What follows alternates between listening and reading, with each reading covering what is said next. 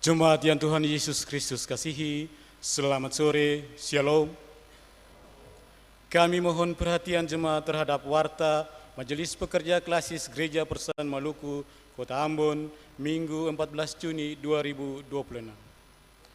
Majelis Pekerja Klasis GPM Kota Ambon menyampaikan selamat datang bagi Bapak Ibu, Saudara-saudari, anak-anak di ibadah pemuda, khusus yang baru mengikuti ibadah di Gereja Maranatha. Kami menyambut kehadiran Bapak Ibu, Saudara-saudari, anak-anak dengan penuh kasih dan sukacita. Kami mengucapkan terima kasih kepada jemaat atas seluruh perhatian dan tupangan untuk pelayanan dan kesaksian di Gereja Maranatha. Kami juga mengucapkan selamat dan doa bagi jemaat yang menikmati sukacita berupa hari ulang tahun kelahiran, hari ulang tahun pernikahan, dan kebahagiaan lainnya di sepanjang minggu ini. Tuhan Yesus senantiasa memberkati.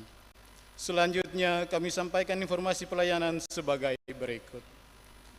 Penerimaan kolekta ibadah Minggu 7 Juni 2026 jam 9 pagi sebesar Rp14.020.000. Syukur sebesar Rp4.180.000. Persepuluhan sebesar Rp715.000. Dan sarana fisik sebesar Rp516.000.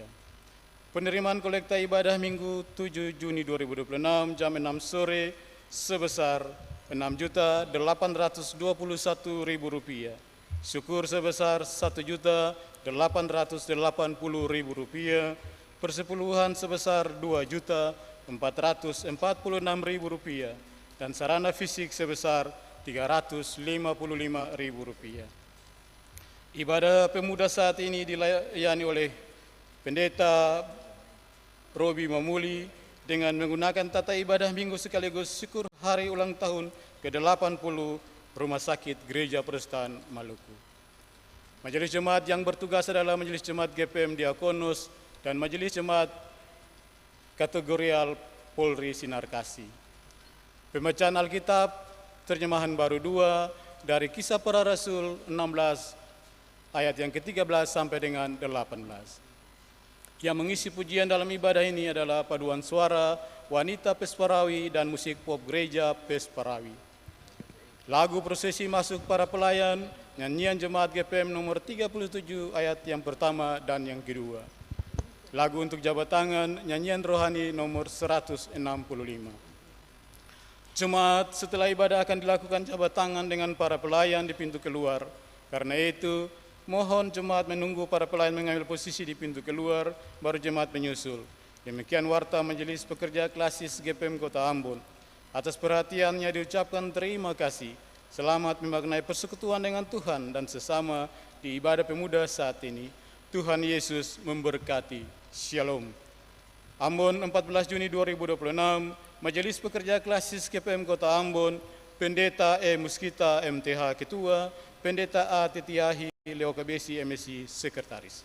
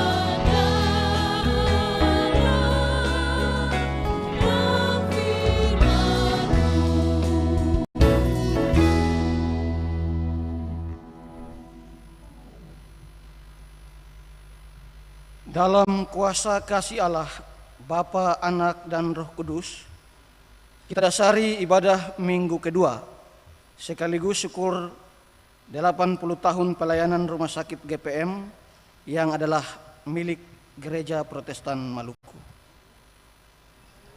Damai sejahtera Allah menyertai saudara-saudari sekalian.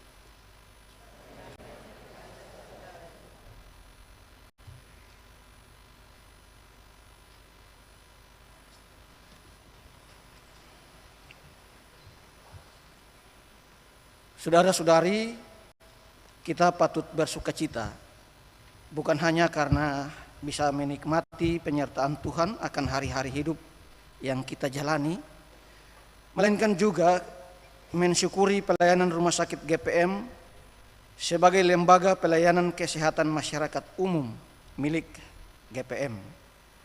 Tanggal 6 Juni 2026, genap 80 tahun sudah Rumah Sakit GPM menjadi tempat layanan kesehatan bagi masyarakat di Kota Ambon dan sekitarnya.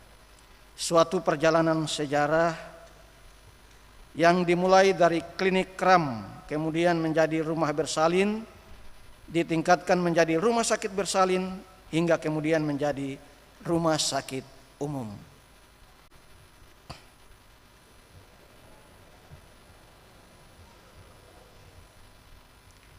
Oleh sebab itu, syukur ini patut kita ungkapkan bersama-sama dengan jemaat yang selama ini terus menopang pelayanan Rumah Sakit GPM, termasuk warga jemaat yang pernah merasakan layanan rumah sakit ini. Oleh sebab itu, selama 80 tahun berkiprah, Rumah Sakit GPM telah menjadi salah satu pilar layanan kesehatan yang penting dan wujud dari pelayanan dan kesaksian gereja di tengah-tengah dunia. Maka marilah kita rayakan syukur ini dengan penuh sukacita, karena sukacita dan kegembiraan hidup adalah obat yang murah namun sangat berkhasiat bagi kehidupan kita.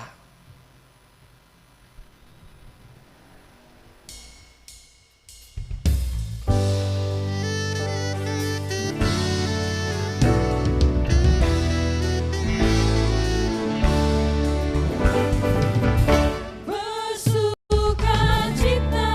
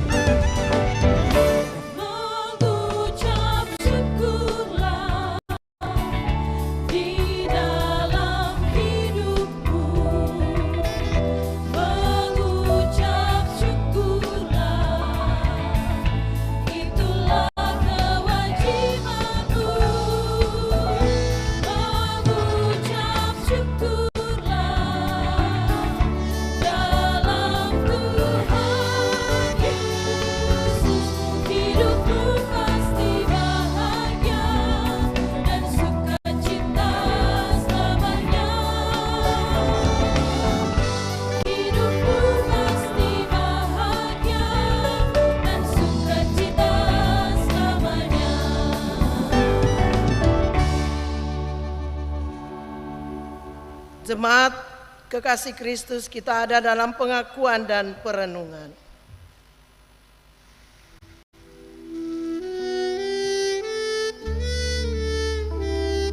Jemaat Tuhan, tidak ada di antara kita yang tidak berdosa. Berbagai kelebihan pada diri kita pun bahkan tak mampu menghindarkan kita dari dosa. Oleh sebab itu,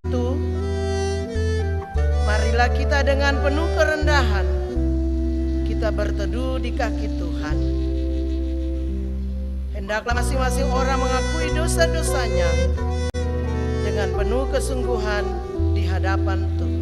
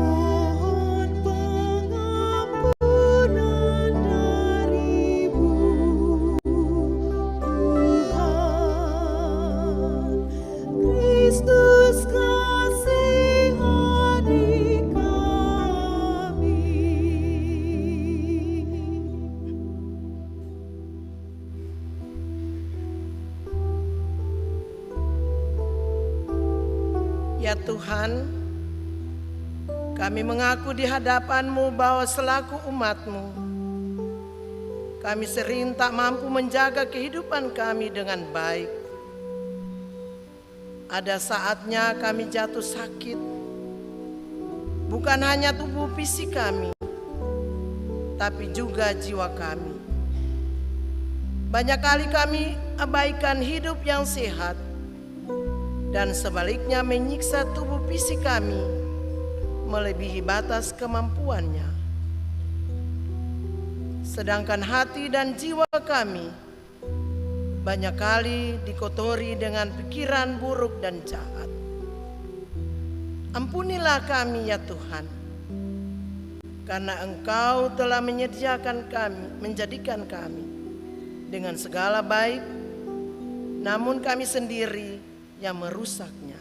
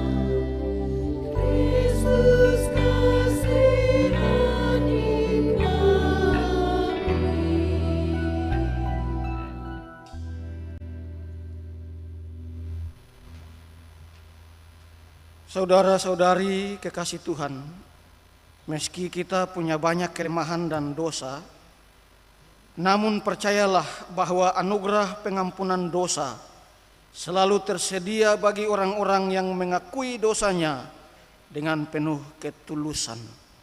Sebab di dalam Tuhan Yesus dan oleh darahnya kita beroleh penebusan, yaitu pengampunan dosa menurut kekayaan kasih karunia-Nya.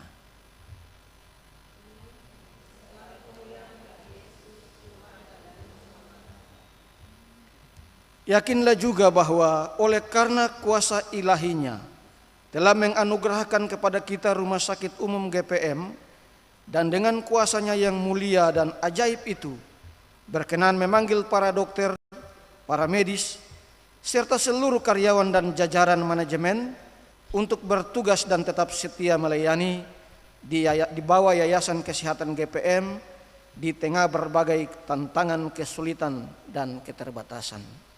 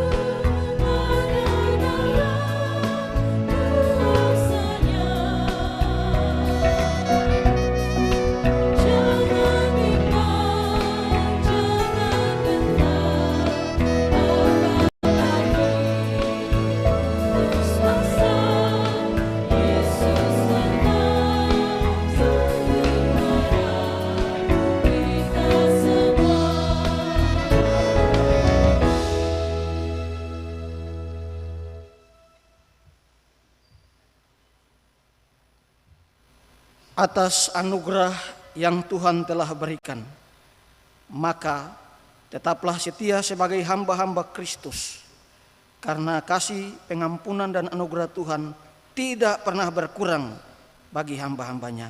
Sebagaimana tertulis dalam Alkitab, kamu tahu bahwa dari Tuhanlah kamu akan menerima bagian yang ditentukan bagimu sebagai upah. Kristus adalah Tuhan dan kamu hambanya.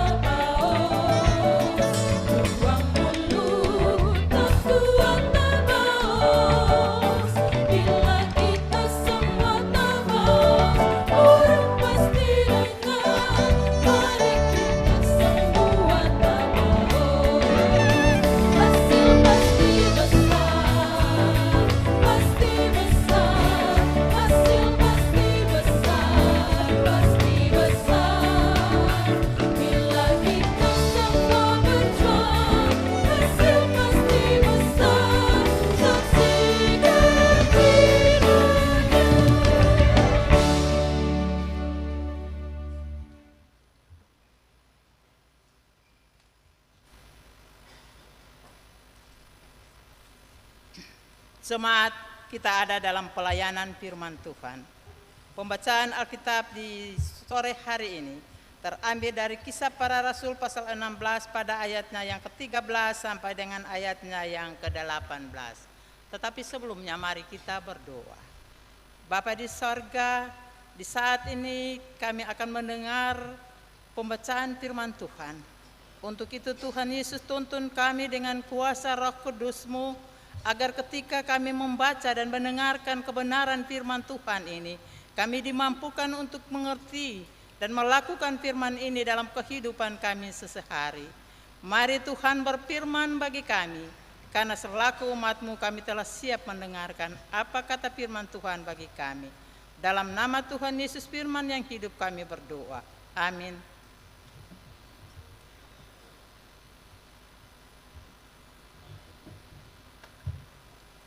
Pembacaan Alkitab kita di sore hari ini terambil dari Kitab Kudus Perjanjian Baru, Kisah Para Rasul pasal 16 ayat 13 sampai ayat yang ke-18 di bawah perikop, Paulus di Filipi. Pada hari Sabat kami keluar pintu gerbang kota. Kami menyusuri tepi sungai dan menemukan tempat sembahyang Yahudi yang sudah kami duga ada di situ. Setelah duduk, kami berbicara kepada perempuan-perempuan yang berkumpul di situ. Salah seorang perempuan yang bernama Lydia turut mendengarkan. Ia berasal dari kota Tiatira dan ia seorang penjual kain ungu yang beribadah kepada Allah.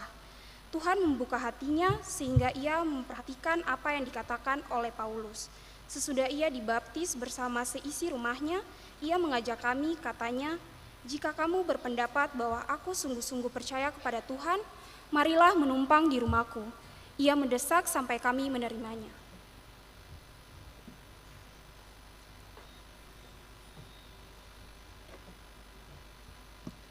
Suatu kali ketika kami pergi ke tempat sembahyang itu, kami bertemu dengan seorang budak perempuan yang mempunyai roh tenun. Dengan tenungan-tenungannya, tuan-tuannya memperoleh penghasilan besar. Ia mengikuti Paulus dan kami dari belakang sambil berseru, "Orang-orang ini hamba Allah yang maha tinggi, mereka memberitakan kepadamu jalan keselamatan." Hal itu dilakukannya selama beberapa hari.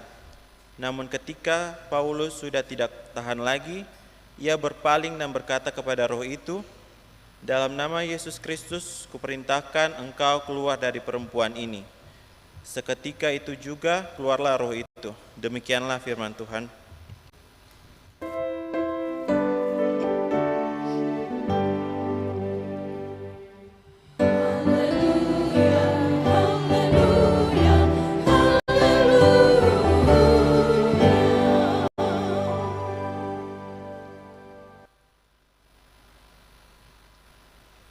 Selamat sore Bapak dan Ibu sekalian, para pemuda Gereja Protestan Maluku. Shalom. 2 minggu yang lalu beta dapat WA dari Ibu Sekretaris Klasis Kota. Adi, kata beliau begitu dalam chatnya ya, nanti tolong pimpin ibadah pemuda di Gereja Maranatha di jam 6 hari ini. Beta menyanggupinya dan tadi datang tempo sadiki, kebetulan baku dapat dengan Ibu Usi ya, dari angkatan muda bilang Usi ketua bidang 3 pengurus daerah Kota Ambon. Lalu beta tanya ini, kalau ibadah pemuda begini biasanya pemuda dari mana nih? Oh, macam-macam jemaat, jadi dari Klasis, dari berbagai jemaat yang ada di Klasis Kota, juga mungkin ada dari Klasis Pulau Ambon, Pulau Ambon Utara, Pulau Ambon Timur, bahkan mungkin ada juga dari Pulau Banda. Karena itu beta kira sebelum beta mulai khotbah supaya ketemu ibadah ini suasananya agak-agak hidup sedikit dan ketemu maknai betul persekutuan ya. Bolehkah beta minta izin dari ketemu semua untuk sapa kiri kanan kita, ketemu pegang tangan, muka belakang, goyang-goyang tangannya dan bilang, "Shalom, salam damai sejahtera bagimu."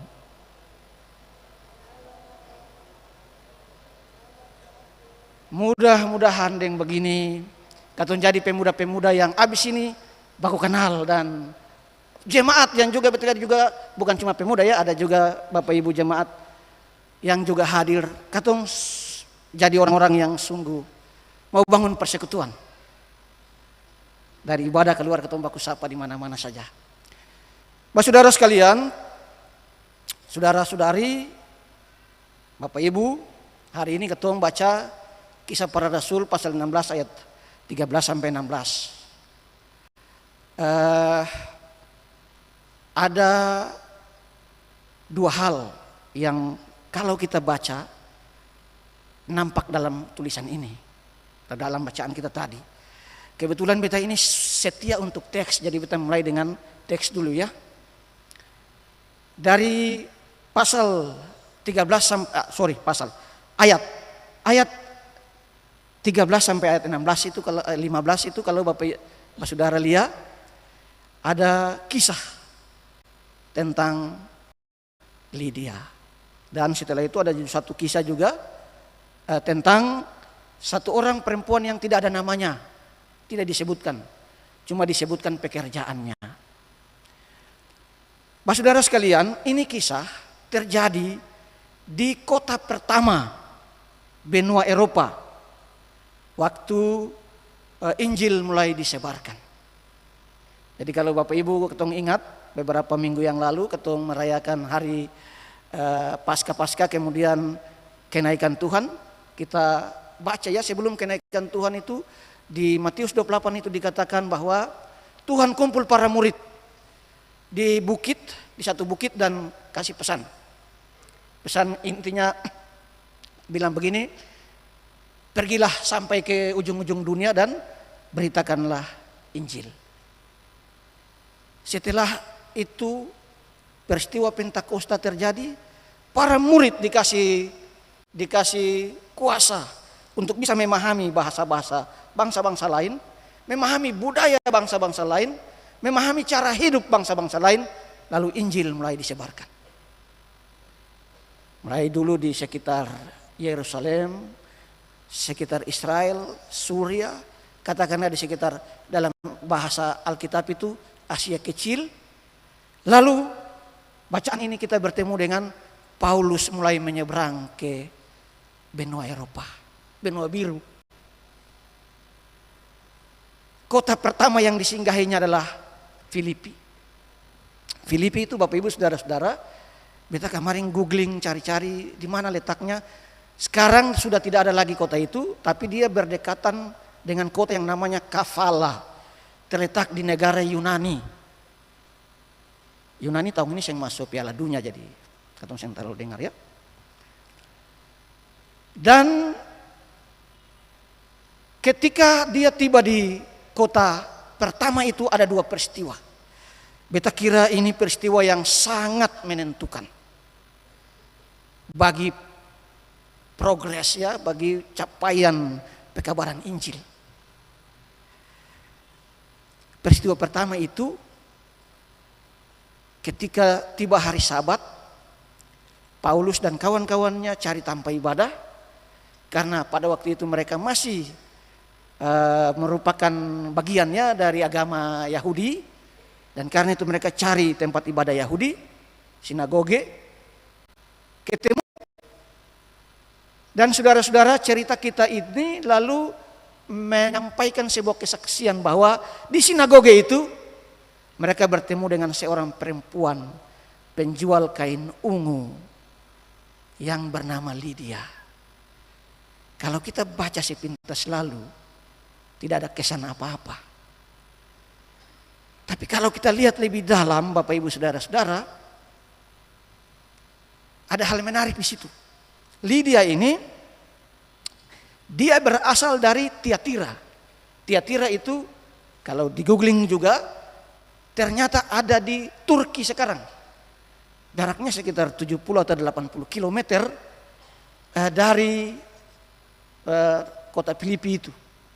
Jadi cukup jauh ya. Ini perempuan, dia tinggalkan kotanya dan dia datang di Filipi jual kain ungu. Bapak Ibu Saudara-saudara, penjual kain ungu pada masa itu adalah orang kaya. Sebab kain ungu itu kain yang harganya pada waktu itu setara atau sama dengan harga emas. Itu kain hanya digunakan oleh orang-orang kaya atau para penguasa. Tidak sembarang orang pakai kain itu. Warna ungu waktu itu belum, ya, orang-orang waktu itu belum mengenal teknologi ya. sehingga campur-campur bahan kimia dapat warna ungu. Sekarang kan ungu banyak warnanya, ada ungu muda, ungu tua, macam-macam. Tapi zaman itu warna ungu itu dihasilkan oleh satu kerang, kerangnya, nah, katun diseram bilang bia, di meti itu ya, di laut itu. Dan untuk menghasilkan satu lembar kain yang bisa digunakan untuk bikin baju atau bikin jubah, itu perlu ribuan ekor kerang. Karena langka betul kerang itu dan mahal betul biaya pembuatannya, kain itu hanya bisa dibeli oleh orang-orang kaya. Dan karena itu juga maka yang jual kain itu pasti kaya.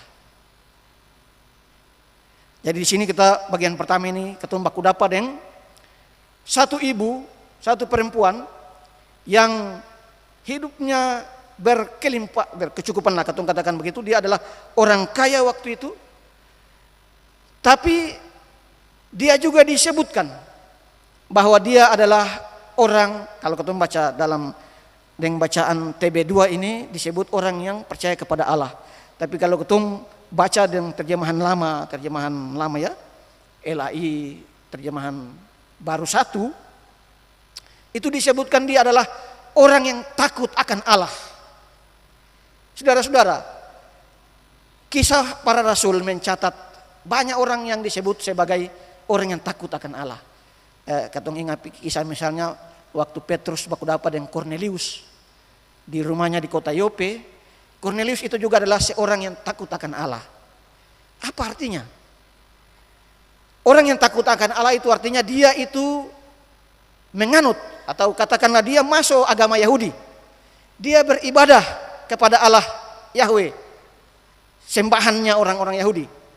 Dia ikut upacara-upacara Sabat. Tapi dia tidak termasuk dalam kumpulan yang oleh orang-orang Israel disebut sebagai kumpulan orang-orang Yahudi. Karena itu dia disebut sebagai orang yang takut akan Allah. Artinya dia percaya kepada Allah, dia beribadah kepada Allah, tapi dia bukan orang Israel asli. Dia orang Romawi, ya, warga negara waktu itu. Jadi saudara-saudara, Lydia ini posisinya itu. Dia adalah orang bukan Yahudi, bukan Israel asli, tapi dia percaya kepada Allahnya orang-orang Yahudi. Dan ketika dia dengar, dan dia adalah orang kaya, dan ketika dia dengar ajaran yang berita keselamatan yang disampaikan oleh Paulus, bacaan kita ini mencatat Tuhan membuka hatinya. Tuhan membuka hatinya. Inisiatif pertama datang dari Tuhan. Orang yang pertama Tuhan pakai di benua Eropa untuk kesuksesan perkabaran Injil adalah seorang perempuan yang kaya, yang ekonominya bagus, tapi yang hatinya terbuka. Kuncinya ada di situ ya, hatinya terbuka. Dibuka oleh Tuhan dan dengan rela dia buka telinganya dengar, dan dia buka hatinya juga, dia terima ajaran Paulus itu, dan bahkan dibilang dia desak Paulus dan kawan-kawan harus tinggal di beta pun rumah. Kalau aledom percaya bahwa beta sungguh-sungguh percaya kepada Kristus, mari datang lalu tinggal di beta. Lydia luar biasa. Orang yang kaya, hatinya pemurah, hatinya bebas, itu dia gunakan untuk jadi berkat bagi kemajuan pekabaran Injil. Itu pertama. Nah, kisah kedua kita baca dari ayat 16, ayat 16 ya. Ya. Dan seterusnya itu ada kisah juga setelah Paulus tinggal dengan Lydia itu dan menikmati pertolongannya, melakukan pekabaran Injil, mereka bertemu lagi dengan satu orang perempuan. Perempuan yang dalam bacaan ini tidak disebutkan namanya, tapi hanya disebutkan pekerjaannya. Dia adalah tukang tenung. Pakai eng di belakangnya. Tenung. Apa itu kegiatan menenung itu apa? Saudara-saudara, kegiatan menenung itu adalah kegiatan meramal nasib.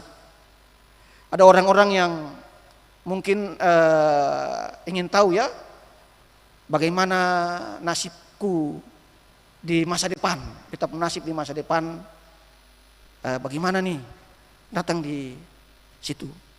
Dan perempuan itu dia ramal, oh nanti Ale akan menikah nanti di usia 30 tahun nanti.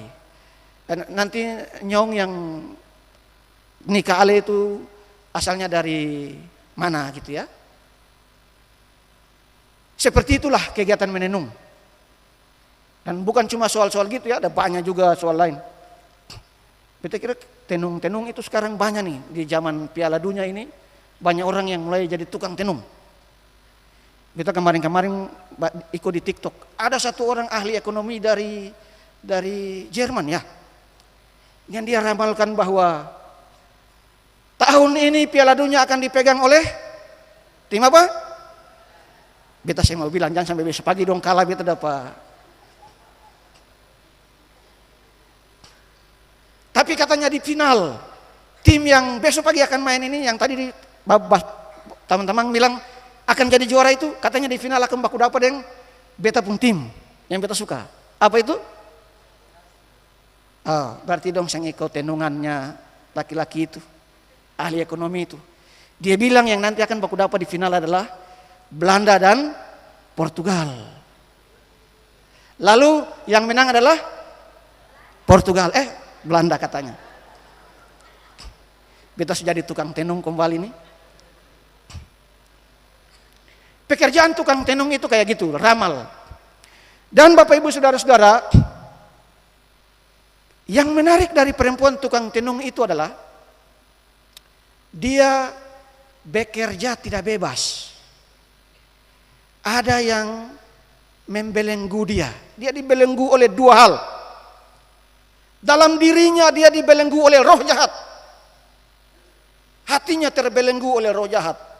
Dan di luar dirinya dia dibelenggu oleh tuan-tuan yang dapat kekayaan. Kalau orang datang kan dia ini kerja buat tuannya. Orang datang dia ramal, uangnya dia tidak dapat, dikasih lagi kepada tuannya. Tuan kaya, dia tidak kaya. Dalam bagian ini kita lihat hatinya terbelenggu oleh roh jahat dan oleh tuan-tuannya.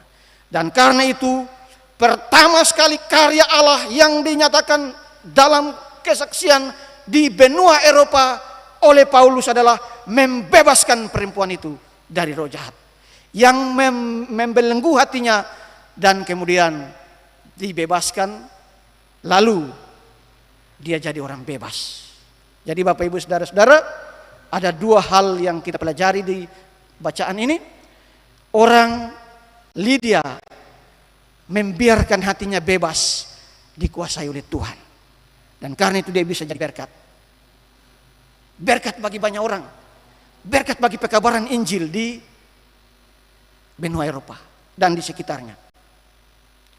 Perempuan tukang tenung itu membiarkan hatinya terbelenggu oleh roh jahat, dan karena itu dia tidak bebas. Dia hanya bisa menghasilkan keuntungan, tapi keuntungan bagi orang lain. Dirinya tidak dapat apa-apa. Dan akhirnya oleh kuasa Tuhan Yesus dia dibebaskan oleh Paulus. Sehingga menurut beta tafsiran teks ini bilang penting bagi katong sebagai pemuda-pemuda gereja, penting bagi katong sebagai warga jemaat yang beribadah sore ini untuk mulai menata hati. Jadikan hati kita bebas, supaya dari hati yang bebas itu katong bisa jadi berkat bagi banyak orang. Nah Bapak Ibu Saudara-saudara, beta kira teks Kisah Rasul tadi yang katong baca beta tafsir kenakan macam begitu. Sekarang bagaimana aplikasinya bagi kita? Sekarang katong pun tema yang dikasih dari LPJ adalah gereja rumah tangga dan pemberdayaan ekonomi. Saudara-saudara sekalian, para pemuda gereja, jemaat yang beribadah sore ini, mari kita lihat sekeliling kita. Bagaimana keadaan ekonomi kita. Ada banyak orang bilang begini, Indonesia lagi berada di suasana hidup menuju kebangkrutan. Pertamax mulai naik, harga-harga barang pun ikut naik. Dan ini nih lama-lama akan berdampak pada kehidupan kita. Dalam kondisi ini apa yang harus kita bikin Bapak Ibu? Dalam kondisi ekonomi yang suram, rupiah yang menurun, IHSG saham-sahamnya juga menurun, apa yang harus kita buat?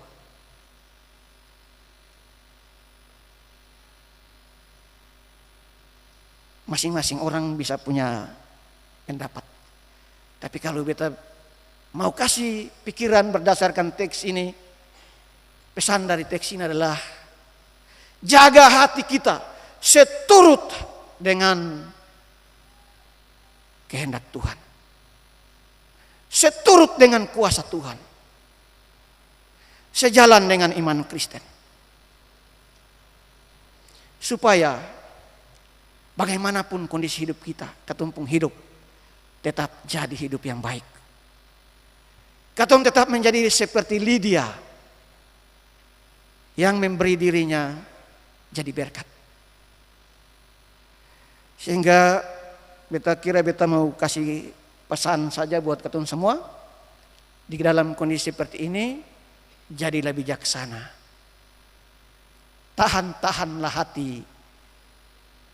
Selalu bertanya, apakah yang aku akan beli ini keinginan atau kebutuhan? Mintalah hikmat dari Tuhan. Dengan hati yang penuh kepasrahan, tanya, Tuhan, yang beta mau beli ini betul-betul kebutuhan ataukah hanya keinginan? Tundalah keinginan kita supaya jangan ketong tergilas dengan lesunya ekonomi kita. Yang kedua beta mau pesan bagi ketong semua, saudara-saudaraku, Lydia kasih contoh baik. Dia gunakan kelimpahannya jadi berkat. Kalau di hari ini para pemuda gereja, saudara-saudara sekalian, adalah orang-orang yang memiliki berkat yang cukup, jadikan itu alat untuk memberkati hidup sesama. Tapi kalau di antara kita yang hadir ini, para pemuda dan warga jemaat ini adalah orang-orang yang berkekurangan, tetaplah pelihara iman dan jangan sampai mengorbankan etika dan moral kita. Persembahkanlah apa yang kita punya dengan penuh ketulusan kepada Tuhan. Sebab Lydia dan tukang tenung itu serta Paulus, bacaan ini mengajarkan kepada kita, Tuhan ingin hati yang tulus. Dengan proses yang baik, mari bangun kerjasama, jalanilah kehidupan ini sambil berdoa. Mudah-mudahan kita terus diberkati. Tuhan tolong katong semua. Shalom. Amin.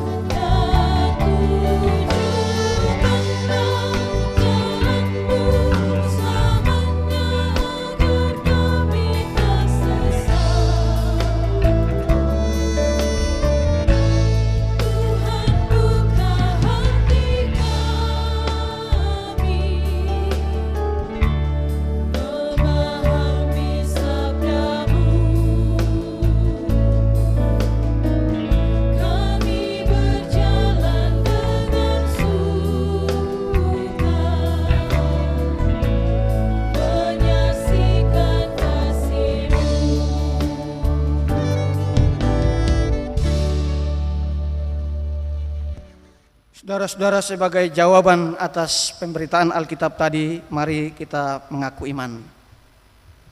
Bersama dengan semua orang percaya di segala abad dan tempat, marilah kita mengikrarkan pengakuan iman rasuli. Kita berkata begini: Aku percaya kepada Allah, Bapa yang Maha Kuasa, Khalik langit dan bumi, dan kepada Yesus Kristus, anaknya yang tunggal Tuhan kita, yang dikandung daripada Roh Kudus, lahir dari anak darah Maria, yang menderita di bawah pemerintahan Pontius Pilatus, disalibkan, mati dan dikuburkan, turun ke dalam kerajaan maut, pada hari yang ketiga bangkit pula dari antara orang mati, naik ke sorga, duduk di sebelah kanan Allah Bapa yang Maha Kuasa, dan akan datang dari sana untuk menghakimi orang yang hidup dan yang mati. Aku percaya kepada Roh Kudus, gereja yang kudus dan am, persekutuan orang kudus, pengampunan dosa, kebangkitan daging, dan hidup yang kekal. Amin.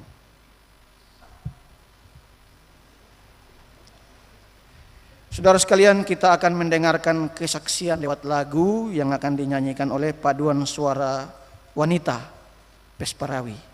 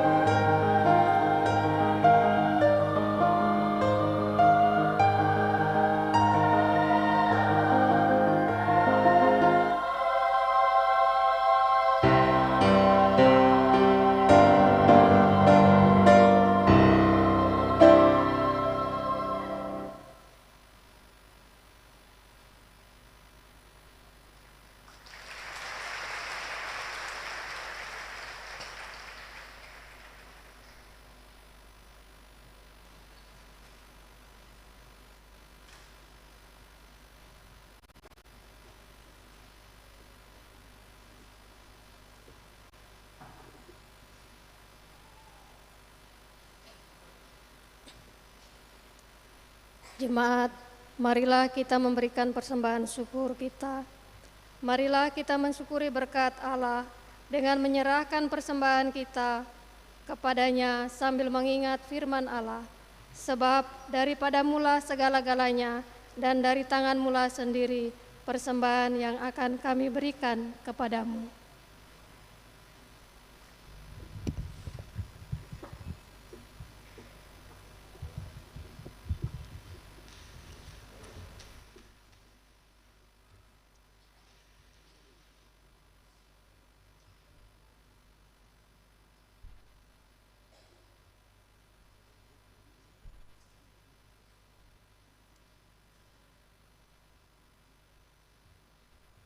Jemaat, mari kita menyanyi nyanyian GPM nomor 166 dan PKJ nomor 264.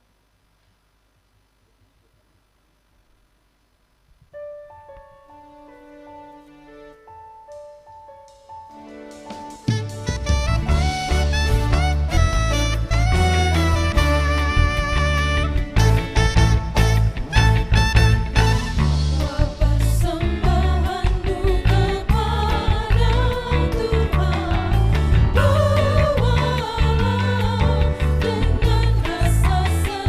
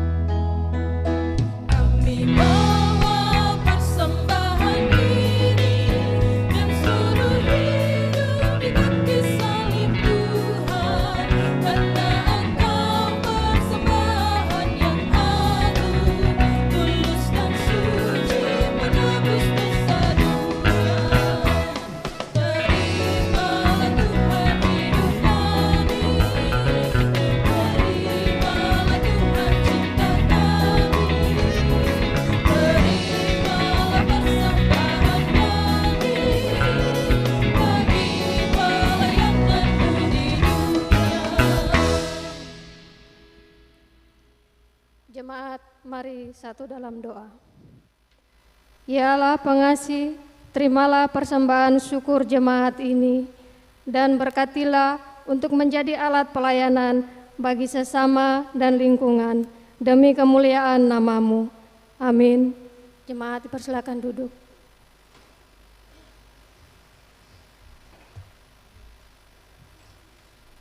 Saudara-saudara, kita akan mendengarkan kesaksian lewat lagu yang akan dinyanyikan oleh musik pop gereja Pesparawi.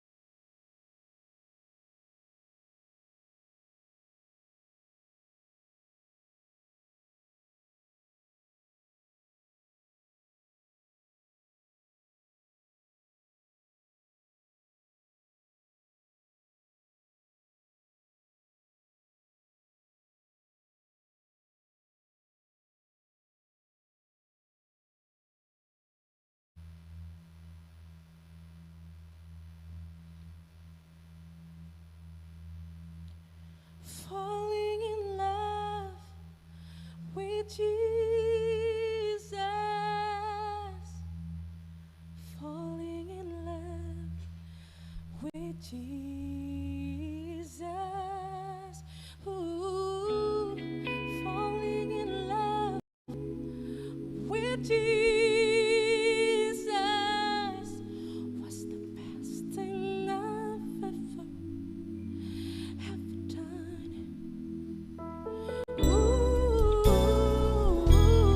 Falling in love with Jesus. Falling in love with Jesus.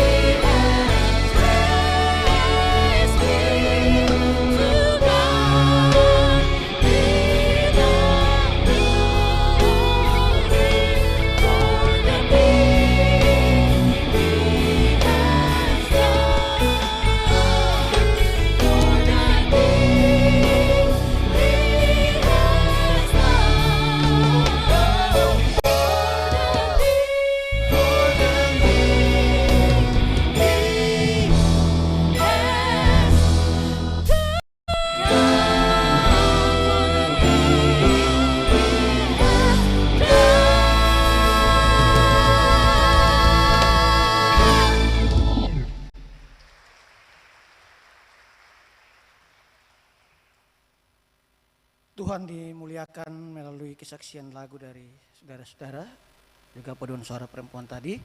Bapak Ibu jemaat, tim Pesparawi ini nanti akan mewakili Maluku di tanggal 18 sampai 28 Juni ya, di Manokwari.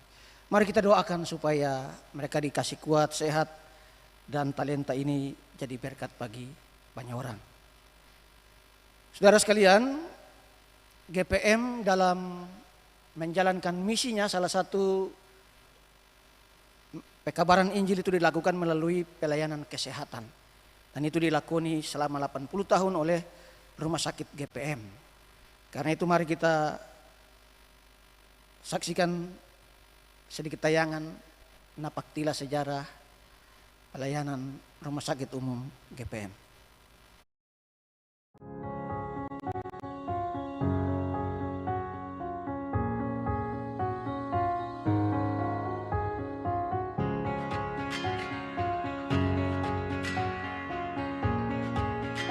Rumah Sakit Sumber Hidup GPM berawal dari pelayanan kesehatan Wake Verpleging pada tahun 1936, yaitu pelayanan kesehatan dari rumah ke rumah yang diprakarsai oleh Gereja Protestan Maluku. Pos pertama kegiatan ini berpusat di Jalan Patimura yang sekarang telah menjadi Kompleks Bank Maluku, Maluku Utara. Kegiatan ini sempat terhenti saat pendudukan Jepang, namun kembali diaktifkan setelah kemerdekaan Indonesia atas prakarsa delima bersaudara, Nona Dana dan Nona Dina. Pada 6 Juni 1946, GPM meresmikan sebuah rumah bersalin di Uri Mesing sebagai wujud nyata pelayanan kesehatan bagi masyarakat dengan ditopang oleh tenaga terampil dan berpengalaman, yakni suster-suster berdiploma dari Rumah Sakit Sending di Jakarta. Seiring perkembangan pelayanan dan dukungan tenaga medis profesional, rumah bersalin tersebut berkembang pesat. Tahun 1949, fasilitas yang lebih representatif diresmikan di Jalan Antoni Ribok dan dikenal sebagai Klinik Bersalin GPM. Perkembangan pelayanan terus berlanjut. Pada tahun 1973, fasilitas kamar operasi dibangun sehingga layanan tidak hanya mencakup kebidanan dan persalinan, tetapi juga pelayanan bedah dan THT. Karena peningkatan kualitas dan cakupan layanan, pada 4 Juni 1990 statusnya ditingkatkan menjadi Rumah Sakit Umum Gereja Protestan Maluku yang diresmikan pada 27 Februari 1991. Sejak tahun 1981 pengelolaan rumah sakit berada di bawah Yayasan Kesehatan GPM.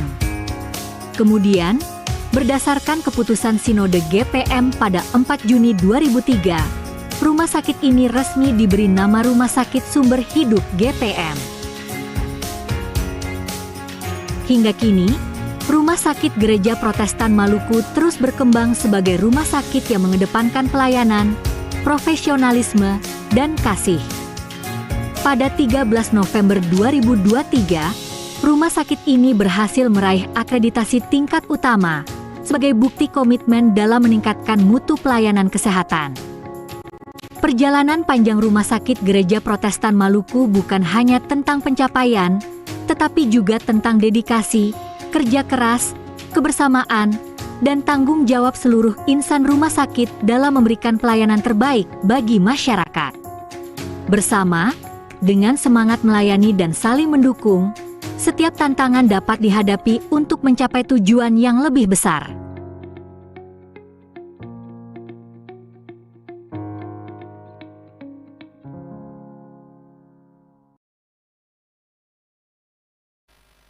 Saudara sekalian, doa Bapa kami akan kita ucapkan bersama di akhir dari doa syafaat yang akan kita lakukan. Mari saudara-saudara dengan penuh kesungguhan hati, kerendahan diri, dan ketulusan jiwa kita berdoa. Persekutuan jemaat yang melakukan kebaktian di sore ini menyampaikan doa pertama bagi bumi yang diciptakan Tuhan dengan baik. Kami doakan Kiranya Bapa berkenan memberikan pertolongan dalam upaya-upaya pelestarian bumi ini.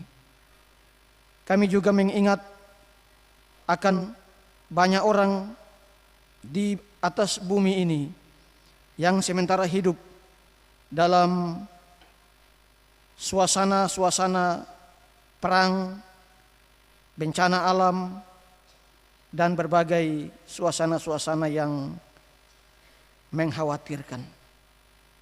Kami mohon pertolongan-Mu ya Bapa bagi mereka. Persekutuan jemaat yang melakukan kebaktian sore di Gereja Maranatha ini juga menyampaikan doa bagi bangsa dan negara kami, Indonesia. Doa kami bagi para pemimpin kami, para wakil rakyat, para penegak hukum, baik di tingkat pusat, provinsi, kabupaten, kota, bahkan sampai pada tingkat desa dan dusun di seluruh negara ini. Kami mohon supaya semua orang yang telah dipercayakan dalam tugas tanggung jawab memimpin dan membawa seluruh anak bangsa ini pada keadaan baik diberkati oleh Tuhan. Kami mendengar kabar, mengikuti berita tentang keadaan ekonomi yang semakin lesu di negara ini dari waktu ke waktu.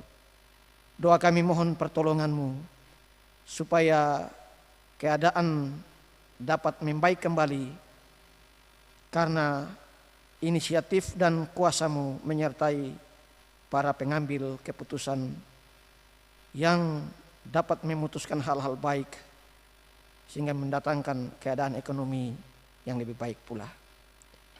Kami berdoa bagi pemerintah Provinsi Maluku. Kami berdoa bagi pemerintah Kota Ambon.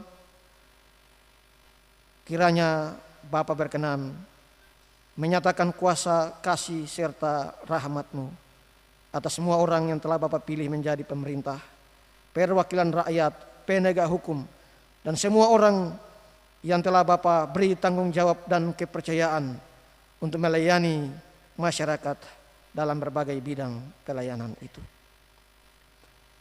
Persekutuan jemaat ini juga menyampaikan doa bagi gereja Tuhan di muka bumi ini, gereja Tuhan di Indonesia yang kadangkala menghadapi keadaan berat.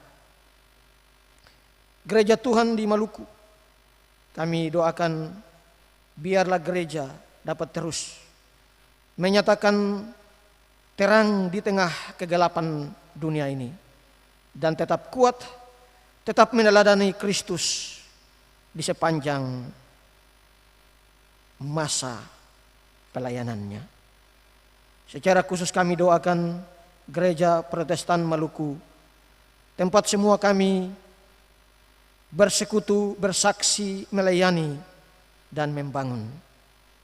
Mampukanlah kiranya seluruh gereja ini, baik para pelayannya di tingkat sinode, 34 klasis dan 700 lebih jemaat untuk melakukan tugas-tugas pelayanan bersama dengan seluruh warga gereja mulai dari Maluku Utara sampai di Kepulauan Aru dan Maluku Barat Daya. Tugas-tugas kesaksian dan pelayanan kiranya dapat dilakukan dalam kasih dengan hati yang tulus dan dengan niat berbagi berkat bagi semesta. Kami doakan juga klasis Kota Ambon sebagai salah satu klasis di GPM, tempat kami bernaung untuk menyatakan kesaksian pelayanan dan persekutuan kami. Ketua klasis, sekretaris klasis bersama anggota MPK, para sekbid, para pegawai di kantor klasis Kota Ambon.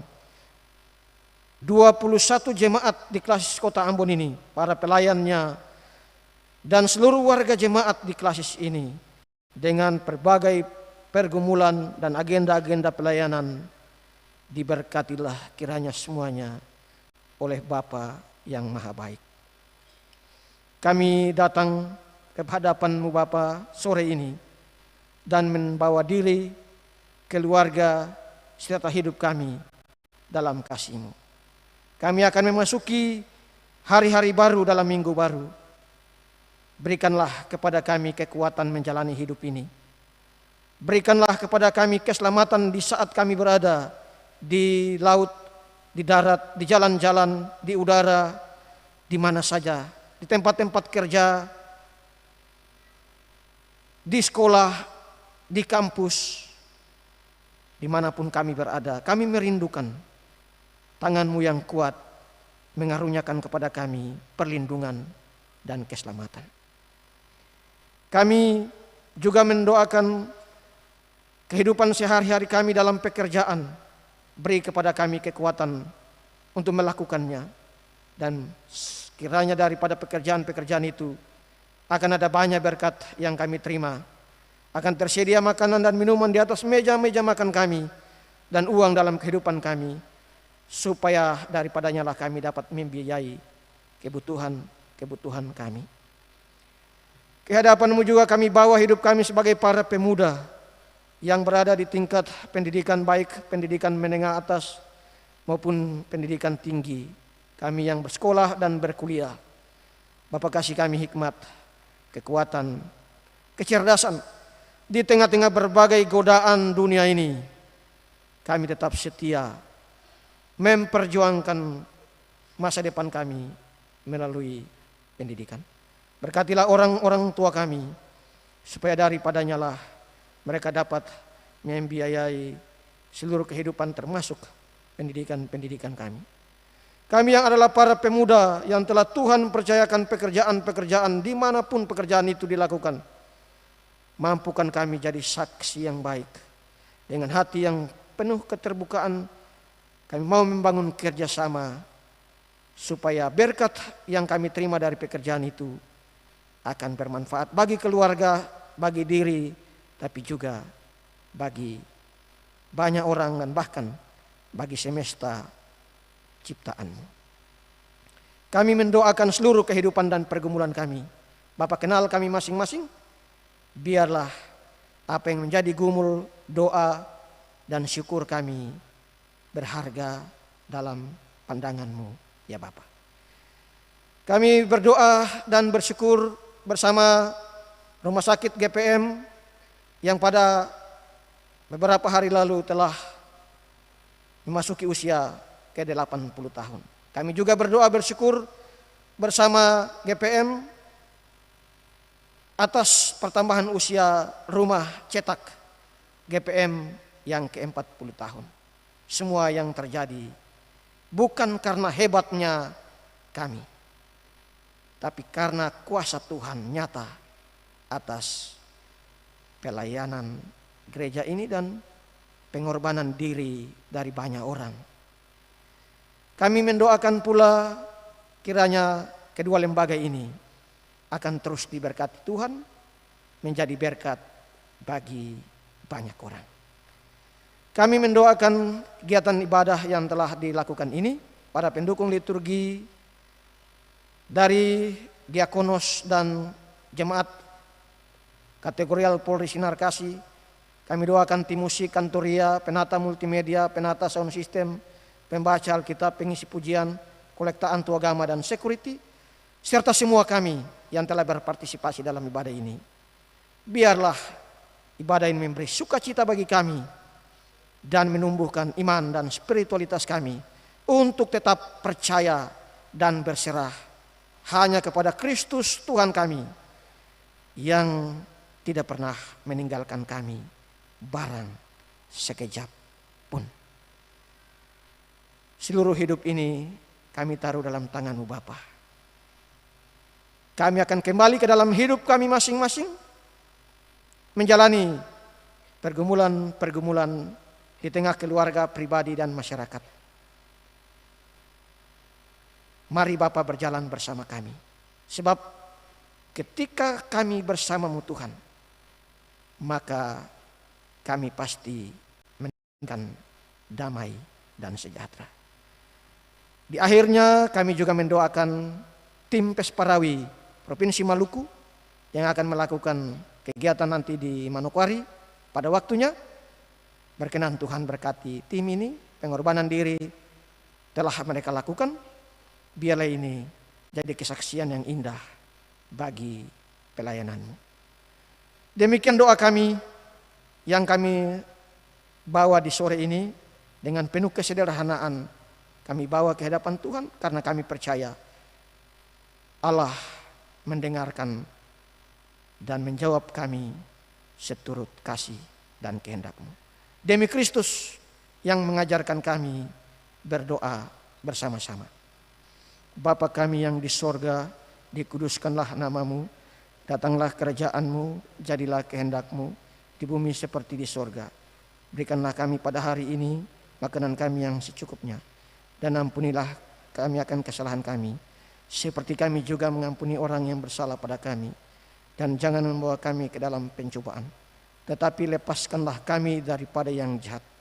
Karena Bapalah yang punya kerajaan dan kuasa dan kemuliaan sampai selama-lamanya. Amin.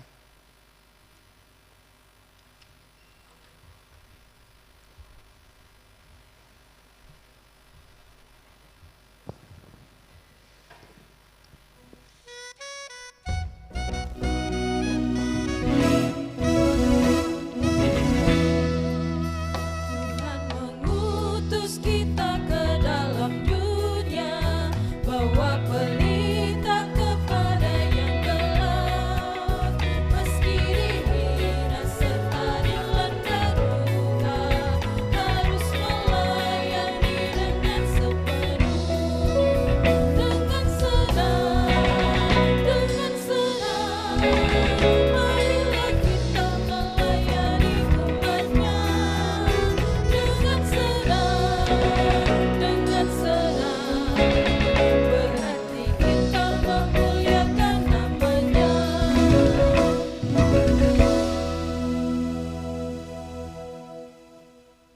Saudara-saudari kekasih Tuhan Yesus, ibadah ini akan segera berakhir. Tetapi sesungguhnya ibadah sejati kita adalah menjadi pelayan dan saksi Kristus dalam hidup sehari-hari. Karena itu, pergilah dan masukilah pergumulan hidup saudara-saudari. Beritakanlah apa yang sesuai dengan ajaran yang sehat, dan sambutlah janji berkat Tuhan yang menyertai saudara-saudari.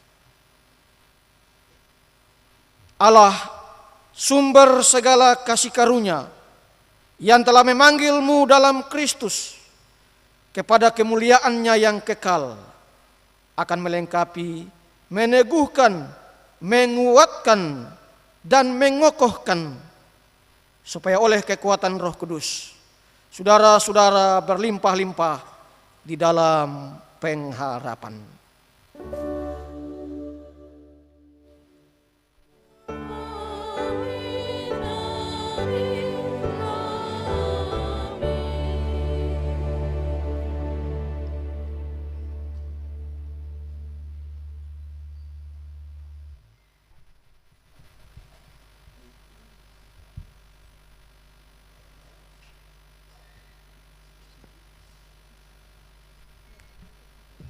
Bapak Ibu, saudara sekalian, demikian ketumpung ibadah kebaktian minggu kedua di sore ini.